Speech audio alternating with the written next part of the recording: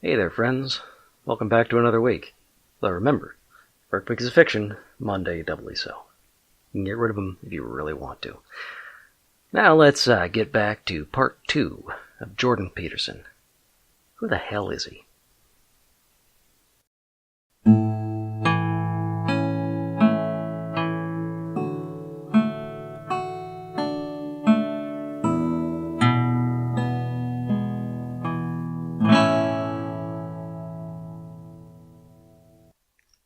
One last thing of note to take from the Crimson article. Peterson's obsession with the Cold War. The second paragraph, quote, "Few may know that Peterson studies aggression arising from drug and alcohol abuse and first got interested in psychology by reflecting on the Cold War." End quote. Talking about his break year between his first and second bachelor's degrees, quote, "At that time, 1982, the Cold War was still raging madly away, and I was curious about how it could be that a group of people could have set up such a strange situation." End quote. But because political science, quote, "did not answer his questions," quote, "I was interested in how individuals could lead a group to commit these atrocities. I was interested in typing to find out why people were so interested in their ideological positions that they would kill to maintain them." As has been repeatedly noted, Peterson's home is full of Soviet propaganda. He even has some hanging over his bed. His home is wall-to-wall Soviet. Over his bed? Like, what the His home is wall-to-wall Soviet art. The man has a strange obsession. Even though the state-owned, fascist, capitalist Soviet empire collapsed more than 25 years ago, it was such a huge part of his childhood that he's unwilling to let it go. That probably says a lot about him. He's still fighting a war a lot of other people don't even remember, especially among his fans. And you can hear that in a lot of his fear-mongering. His favorite boogeyman is postmodern neo-Marxism. We'll get to why that's a serious problem in a minute. For now, let's tackle the two words in that phrase. Postmodernism has long been a boogeyman for the far right. What postmodernism is fairly difficult to say, because the movement as a whole is, 1, very diverse, and 2, opposed to sweeping labels. As for diversity, postmodernism isn't just a philosophical movement, it's also an artistic and intellectual movement. And those are both largely unconnected to the philosophical movement. And even within philosophy, there's a huge range of diversity. And that's largely because one of the things they have in common is rejecting labels, rejecting sweeping narratives and unity. As for neo-Marxism, well, that's not well defined, but it's not like it's a ridiculous word. Schools of thought evolve over time. They collect more evidence, people do more work. If Marxism hadn't changed over the century plus since Marx wrote, that would be a problem. We can just as easily talk about neo-Marxism as we can neoliberalism. But postmodernism rejects sweeping narratives of history, and Marxism is a sweeping narrative of history. Marxism posits that strong economic forces drive history, forcing the rulers and the ruled into conflict over and over and over. The ruling class rules by means of a philosophy that inspires the ruled to develop a counter-philosophy. The conflict between them leads to the creation of a new philosophy that drives the new ruling class. Postmodernism rejects that sort of grand idea, that there's a unifying force that explains all of history. So trying to claim that something is both postmodern and neo-Marxist, that's kind of asinine. But we shouldn't be too surprised that Jeepers doesn't know what the hell postmodernism is. Fools on the right love to take words and turn them into scary labels absent any meaning other than bad, bad, bad, this thing bad. Like radical feminism, or gender theory, or Jew, or please stop doing that. So when Jeep says that, he's not really talking about anything real. He's just saying, there's a bad thing and I don't like it. There's a bad thing and I don't like it. It doesn't have to have an actual reference. But postmodern neo-Marxist is actually worse than that. Jeepers took it a step away from another popular phrase floating around the right-wing edges of the internet. Cultural Marxist. And that's bad because it's just a step removed from cultural Bolshevik, which was popular in the middle of the 20th century and never really went away. The hypothesis? The model? The idea at the core of this is that there's some evil force coming from outside that is trying to destroy our culture and heritage. In the U.S. today, the focus of this conspiracy theory is on the left coast elites and university academics. Peterson proposed a rating system for students to use to identify neo-Marxist content so leftist professors could be disciplined. However, for all the veneer, it amounts to the same thing as it did when it was German Nazis in the 1930s talking about cultural Bolsheviks. It's the Jews. Is Jordan Peterson an anti-Semite? Yes and no. Well, just yes, not no. Yes, he's an anti-Semite. Jeepers is a far right-wing white guy, and he despises identity politics because he doesn't want to think of himself as having race or gender. He grew up very comfortable in a culture that took whiteness and maleness as the norm. The push by the modern left to disrupt that narrative, to allow people of all races, genders, etc., to be part of our culture rather than the othering most to the profit of the few, has upset people like him. Anyway, Peterson wrote an article on the so-called Jewish question, link in the thingy. Of course, he has to link identity politics on the left to identity politics on the right. That's horseshit. Identity politics on the left is a defensive reaction to the identity politics of the right. Blackness wasn't a thing until white people started enslaving black people. Minority groups defending themselves against genocide by the majority? Not the same thing. His link is to say there's an oppressed group and an oppressor, but he claims the conspiracy theory of right-wing assholes about a Jewish Illuminati is the same thing as racism, or sexism, or homophobia. God, I hate disingenuous right-wing assholes like him. But he is expressly decrying the far right-wing conspiracy theory, right? He's saying they're wrong, right? Not exactly. Quote, Jews are disproportionately overrepresented in positions of authority, competence, and influence. New York Jews in particular snap up a disproportionate number of Nobel Prizes, and Jews are disproportionately eligible for admission at elite universities. And to explain that disparity, 3 well-documented factors appear to be at play. A, the significantly higher than average IQ of Ashkenazi Jews. B, the relationship between IQ and Big Five trait openness to experience. C, the relationship between openness to experience and political liberalism. Concluding with, so what's the story? No conspiracy. Get it? No conspiracy. Jewish people are overrepresented in positions of competence and authority because, as a group, they have a higher mean IQ. The effects of this group difference is magnified for occupations/interests that require high general cognitive ability. Equal overrepresentation may also occur in political movements associated with the left because high IQ is associated with openness to experience, which is in turn associated with liberal/left-leaning political proclivities. All right, first off, Peterson is a race essentialist. Talking about the Ashkenazi as a group, how they have higher IQs, ugh. Okay. Second, talking about Jews in this way, really, really Nazi.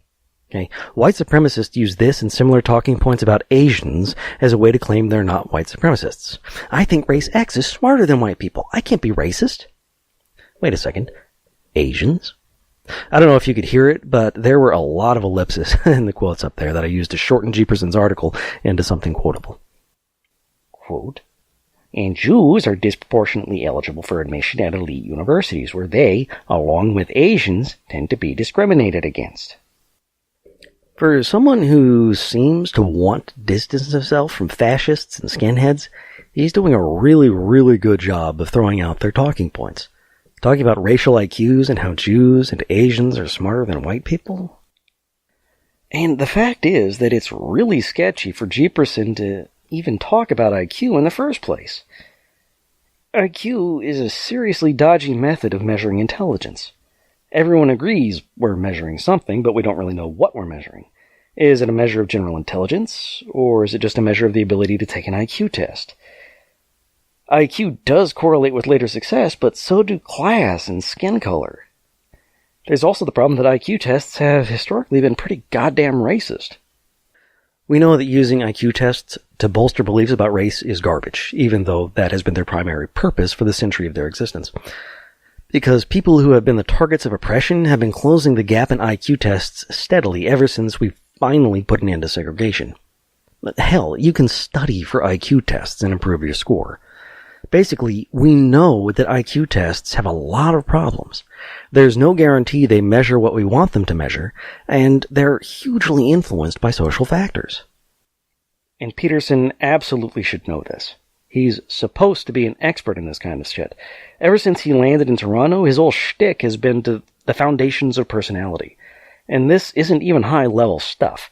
The problem with IQ tests are Psych 101. We know he knows about IQ and its relationship to the Big Five because he mentions that relationship in his anti-Semitic cockwaffle about the so-called Jewish question, and yet he's using IQ to backstop this shit.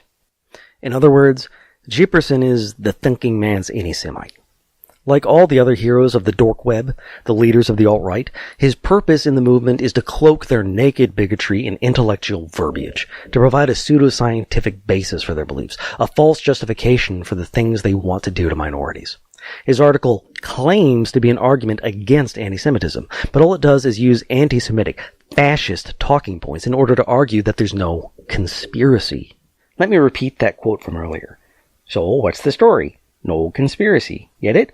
No conspiracy. Jewish people are overrepresented in positions of competence and authority because, as a group, they have a higher mean IQ. That's the exact line of reasoning you get out of the new breed of fascists. Richard Spencer, Gavin McInnes, and the other thinkers in openly fascist movements try to use those sorts of arguments to prove they're not racist. I'm not a white supremacist. I think Asians are smarter than white people. If anything, I'm an Asian supremacist.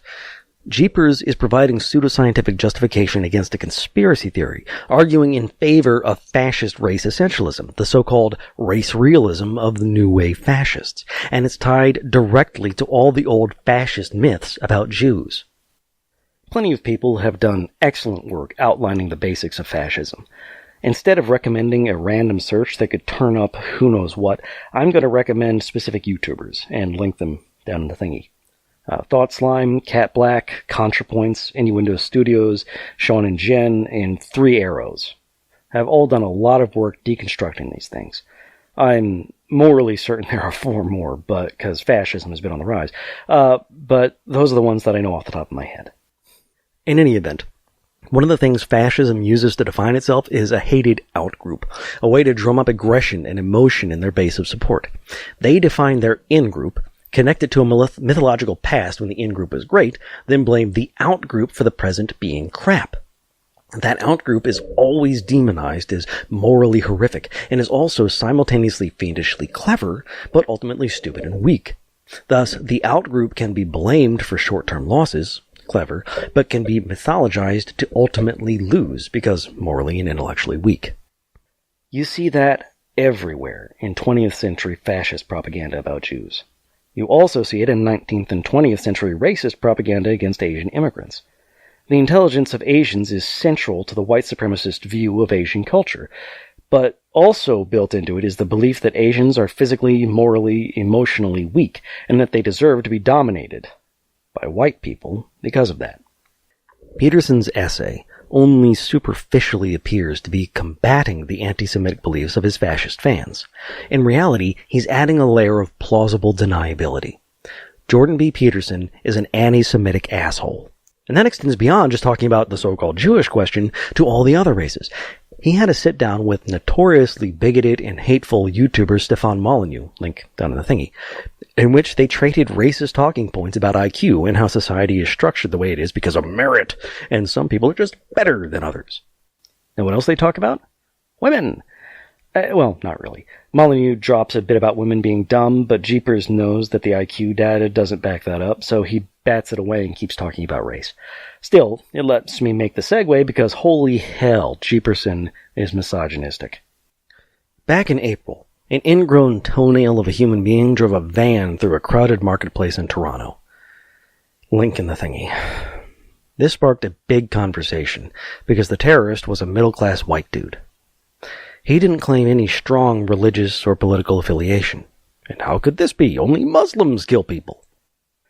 Manassian identified himself as an incel, an involuntary celibate, a guy who couldn't get laid. Now, the term originated with a small, early internet community in the 1993. Things have changed in the last 25 years. Now it's a virulently hateful internet subculture dedicated to the hatred of women. I strongly recommend the Incels video by ContraPoints, where she does a deep dive on the topic. Link in the thingy. Long story short, they hate women. A lot. Their personalities are all pretty shit, and they're hanging out in their incel forums, spending all their time talking about how ugly they all are and how women are all shallow, evil bitches, really doesn't help that.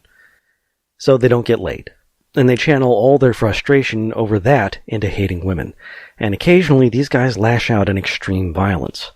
A young man named Elliot Rodger murdered his 3 roommates and tried to murder a sorority in 2014, and, unable to get through the locked door of their house, murdered several people on the street before getting in his car and trying to find other victims, shooting some and running over others. All told, he killed 6 and injured 14 more before killing himself. And Manassian explicitly praised Rodger online prior to his own attack. Why bring this up? Because Jeepers had a response, of course. Citing his quote from the New York Times article referenced earlier, Custodian of the Patriarchy, quote, "He was angry at God because women were rejecting him. The cure for that is enforced monogamy. That's actually why monogamy emerges." Now, that sounds pretty goddamn clear, especially when you hear Peterson try to explain it. Why would he have to explain it? Because everyone immediately said, wait, these guys can't get laid and you jump to enforced monogamy? You mean forcing women to have sex with these men? Of course, Peterson walked that back. He doesn't want anyone to think he's trying to force people to do anything. I'm going to go ahead and link to an episode of Cognitive Dissonance because, 1, they're hilarious, and 2, they recently took this precise bit of the Jeep's bullshit to pieces. They said it quite well. It's about an hour and 15 minutes into the episode. He's tried to claim that he meant social enforcement, that humans naturally have a tendency toward monogamy because of children, and that we should reinforce that. But he never actually says reinforce. And the Cog Dis guys nailed it here. It's because Peterson's a coward. It's absolutely clear from everything he's saying that if we don't enforce monogamy, then females will all go for the high-status males. Yes, he believes in hierarchies, remember? So he thinks that some men are just better, and women, being shallow sluts, will all gravitate to the alpha males, and the alphas will have huge harems. That's made clear in the clip Cogdis responds to, a segment from when Jeepers was on Dave Rubin's show, where he almost randomly brings up polygamy and how that's illegal now. In other words, Jeepers responded to the incel killing by talking about God and enforced monogamy because he agrees with the incels. Incels talk about Chad and Stacy, alpha males and slutty females. They think they're not getting laid because the alphas are hogging all the women, and that women are all sluts, and on and on and on. Jeepers thinks that society is falling apart because we're not required to live in the strict hierarchy he advocates, that sexual morality, meaning every individual woman being the property of some particular man, is no longer enforced by law. But he backed down from that statement because he didn't want to face the actual social consequences of openly advocating for the vile shit he believes. And that's the sort of thing Jeep does all the damn time. He works very hard to be unclear. He strives to make his statements vague enough that they can mean different things. He wants his fascist fanboys to understand him when he talks about race and genetics and hierarchies, women, IQ, all of that shit. But so that he can back away and pretend that's not what he was saying when confronted about it. As when BBC Channel 4's Kathy Newman tried to interview Peterson back in January. Link in the thingy. She kept trying to say, so you believe misogynist thing X, and he kept squirming away, denying it, and throwing out his pseudoscience shitwaffles. His fans loved it because they thought it meant he won the interview, and centrists dismissed Newman's efforts as dishonest, as a dishonest smear, because she kept wrongly accusing Peterson of things. Make no mistake, though. If you follow Jeepers for long enough, you'll see that his view of women is dim, and his opinion on where they belong is clear. He sees women as lying sluts who do not belong in the workplace. He is convinced they're not very bright and take advantage of men. He wants to force them to act properly.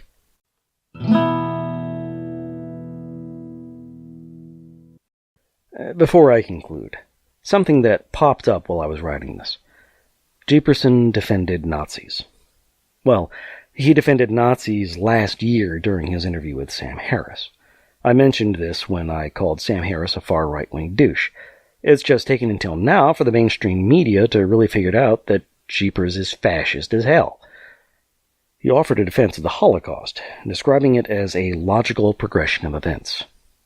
There's an excellent article in The Independent, link in the thingy, going over this, linking Jeep's casual apologia with Senator Lindsey Graham's defense of our own war crimes at the U.S.-Mexico border in response to hundreds of Hondurans seeking asylum. As the article's author, Matt Green, makes clear, the Holocaust was a logical progression because fascism will take whatever path necessary to get to the end goal of genocide. If the Nazis could have started with gas chambers, they would have. But is he really defending the Holocaust? Or is he just trying to understand the Holocaust? Taken in isolation, perhaps we could give Peterson the benefit of the doubt. But this isn't the only thing he's done that indicates he's defending rather than understanding. He's explicitly used neo-Nazi rhetoric describing the IQ of Ashkenazi Jews, going beyond simply the Jews to specifically identifying a certain ethnic subgroup. He's also absolutely adores the anti-Semitic postmodern neo-Marxist dog whistle. If I were willing to dig in, how many more examples would I find? I'm going to leave that there. Jeepers disgusts me, and I'm not eager to spend more time digging into his odious beliefs than I have to.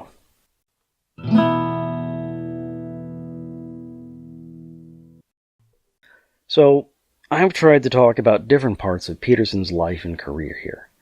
Give a few highlights to try and flesh out who he is as a person and a public figure. What can we get out of all of this? Who is he as an academic, a teacher, a public speaker, a person? He's a fascist. Gotta be honest, I was not expecting to come to that conclusion.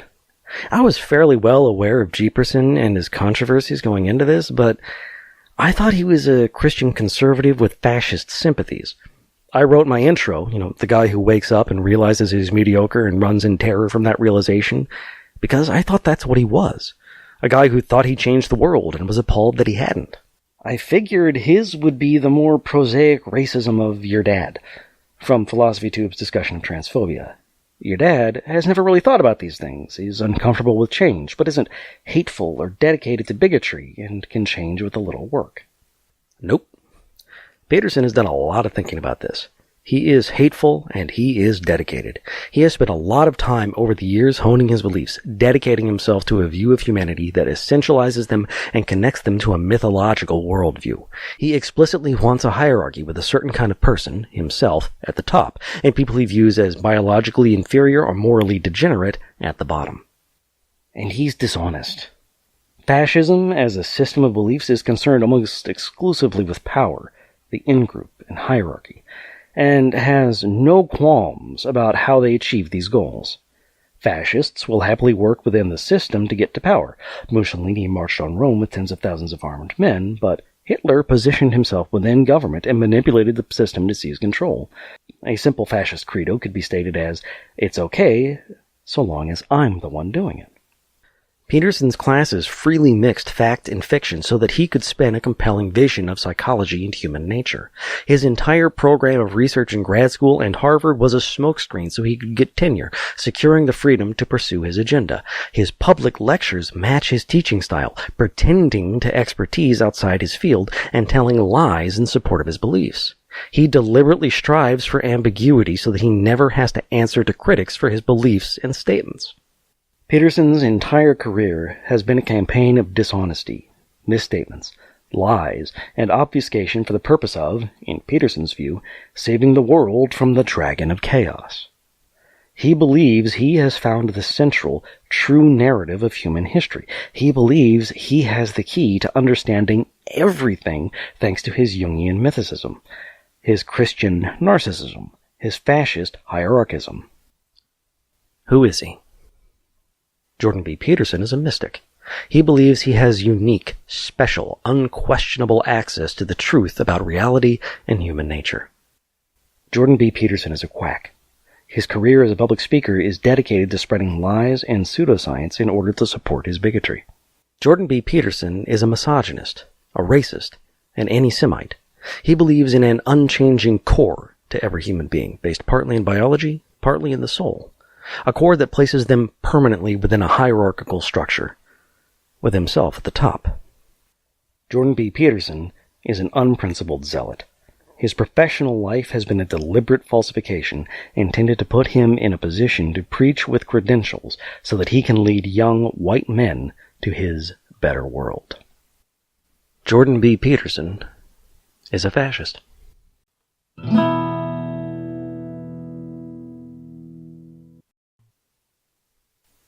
Okay, so that was Jordan Peterson, part 2. I'm going to go ahead and put the whole thing together, put it up on YouTube so that you can watch the whole hour if you really want to now. Yeah, that guy is kind of disturbing in a lot of different ways. In any event, if you like what I'm doing here, please like, share, subscribe, give me positive reviews on YouTube, on iTunes. Regardless of how you feel about me, you can talk back at me by hunting down the YouTube channel. That's Social Justice Alchemy at YouTube. Or you can hunt down the blog, where I also post these transcripts. That's surgoshan.blogspot.com. surgoshan.blogspot.com. If you want something completely different, I also take part in another podcast, Dungeons and Debacles, a D&D podcast hosted by my friend Kevin, playing an evil party looking to unleash an ancient red dragon from the abyss. That's not how the podcast started. He wasn't expecting that twist. Kevin wasn't. Alright. You can find that at Dungeons and Debacles Podcast. That'll do it for another week in Social Justice Alchemy. See you around.